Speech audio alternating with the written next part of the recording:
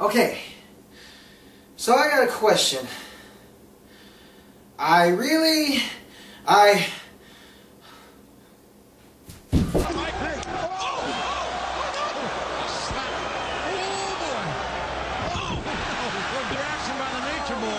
Okay, yeah, I'm wondering, I got a question.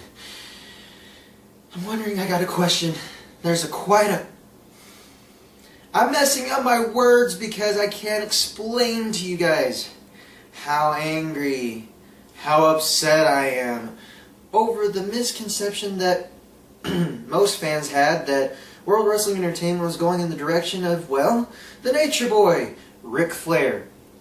Now, if it wasn't bad enough that he didn't show up for Monday night, the writers forgot to write him in the script.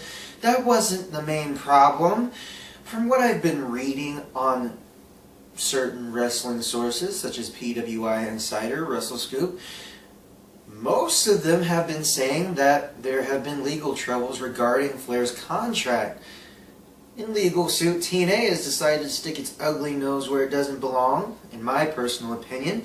And let's see, do we all think that it's partially TNA's fault? Yes! I didn't say Daniel Bryan. I said, do you think that this problem has legal issues? Yes! You know, despite many interjections from a Tron, basically I decided to put my own input into this. Okay, I already did. But the point is, Ric Flair was not on Monday Night Raw. Raw was back to its long, boring segment, as it always has been. Now, if he does show up next week, will I eat my words? You bet your ass I won't, because this company is going in the same direction that it was 3 or 4 months ago. Even with Punk as champion, it's still centering itself around John Cena, and now AJ is thrown into this mix. Why? Because they think it's a good storyline between Vicky, John, and AJ? I mean, honestly, guys, I don't know what to say other than the fact that Ric Flair not showing up to Monday Night Raw was a huge disappointment. It could have...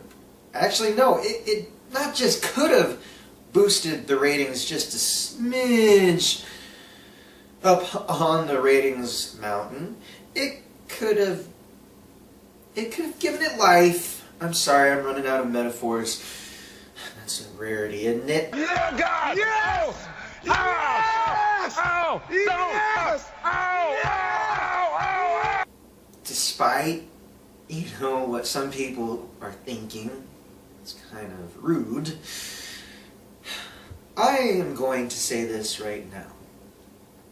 If Monday Night Raw does not change, it will be in the worst case scenario, not good until WrestleMania, when the script starts getting a lot more physical, a lot more intense.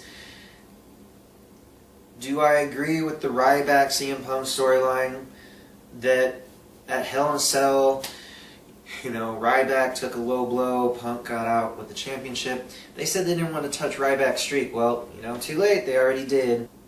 And that's why I say, if Ric Flair was to be on the show that night, it would have avoided this whole mess. You know, instead of having solved the legal problems, we just want to be lazy and work with what World Wrestling Entertainment has and show fans something we've already seen probably 13, 14 years ago. And speaking of seeing stuff we've already seen, 3MB. There was another group in WCW that Gregory Helms, aka the Hurricane, came up with that basically had the same premise as this group. And, you know, he just, during an interview, says, "Oh, I wish these guys the best of luck if it becomes a success." Well, I mean, that one's not a big rip, but like I said, I have a lot on my mind ever since the debauchery that is known as not having Flair on Monday Night Raw. Granted, he is past his prime in wrestling. He hasn't wrestled in quite some time. I don't remember what his last match was in TNA, but I do, speaking of TNA, let go. Flair is not an asset to you guys. Did he bring ratings? Probably, probably not, doesn't matter. Will the WWE have another run at the ratings marks? As much as I have mentioned this and annoyed you guys with this statistic, by looking at it, I'd say no for now, up until it gets near pay-per-view and then things start quickening. What else can I mention about Monday Night Raw that's lacking? When JR and Cole's there as two face announcers, you don't have any variety. JBL announced Hell in a Cell. Should he have been there on Monday Night Raw? Yes. To give a variety to the broadcasting booth, but no, they just added Miz for a little, you know, a couple here and there. I think this is that, blah, blah, blah, during Kofi Kingston match with Cesaro. So, I will say this. Monday Night Raw, when it ended, I saw, you know, the predictability that was going to ensue. You see, because when I was reading the dark match notes, I thought to myself, why do you always have to send the fans home happy? If they're going to boo, it's a part of life. Not everybody's going to like the show. What am I talking about? The dark match between CM Punk and Ryback. Though it wasn't Aaron Punk in the match in DQ because his Survivor Series team came down to the ring and basically interfered. Then Ryback's team came down and also intervened, and Ryback gave Punk shell shock. You know, call me crazy, I'm not a big Ryback fan because I still told you, you're going to hear me say it again. Ryback reminds me of this man.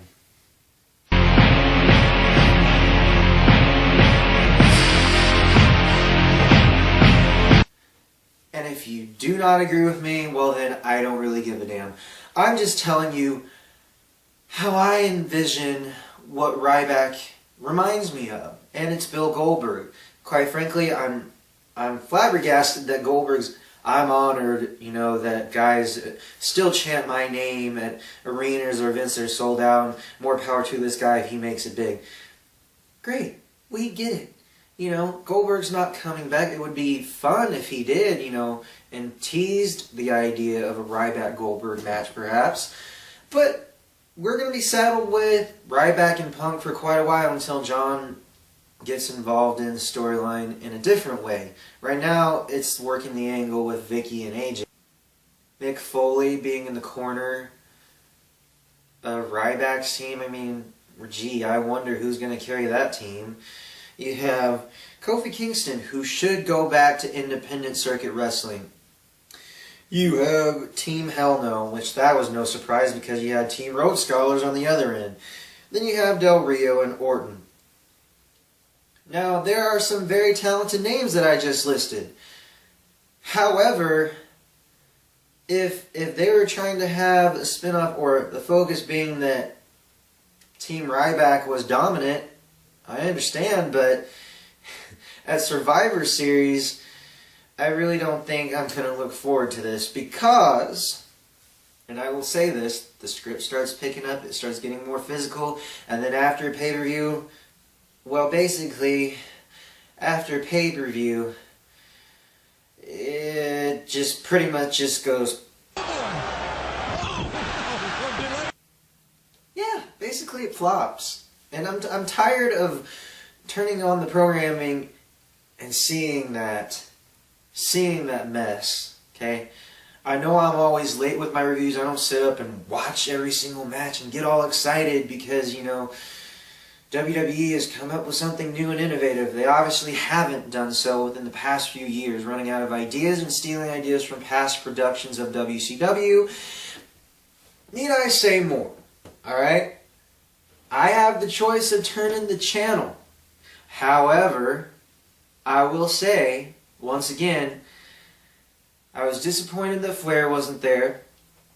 I was disappointed that there wasn't any kind of physicality with weapons involved on Monday Night Raw. Then again, it is a PG show, so what can you do with that?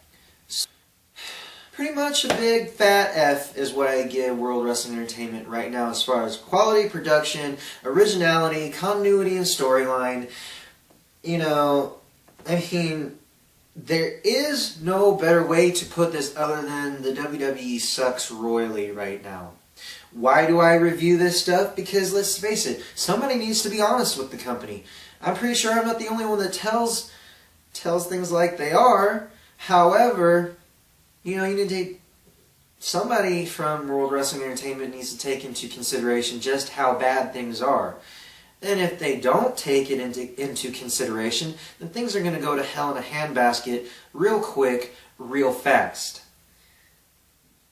I am B-train from those Missouri guys. And maybe that's some food for thought, Vince. H, Stephanie, Michael, Laurinaitis, Leone, whoever's left in charge, and World Wrestling Briscoe, Patterson. I can list a few more. JR, Michael Cole. I'm sorry, I'm going off on a vent here. I didn't mean to. Actually, yeah, I did mean to do that. I am B-train from those Missouri guys. Those are my thoughts, my words. And well, if you don't like it, I don't really give a damn. And I do not